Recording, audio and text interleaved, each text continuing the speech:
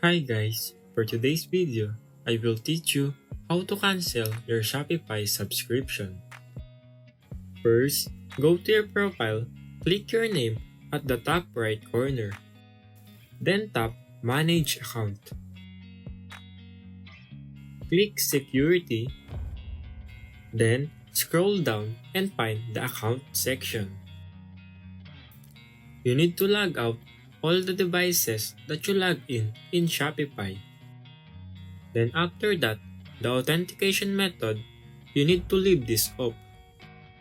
Once you're done, go back to store. Go to Settings. Click the Billing section.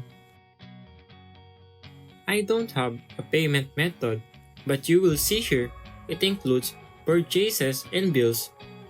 You need to cancel that, because Shopify might still charge you even you don't use it anymore. After that, go to Plan section. The next step that you need to do is to deactivate your account. Tap Deactivate. Choose your reason. Then click Continue. After that, click Deactivate Now. After that, the Shopify will not charge you anymore. Then that's it.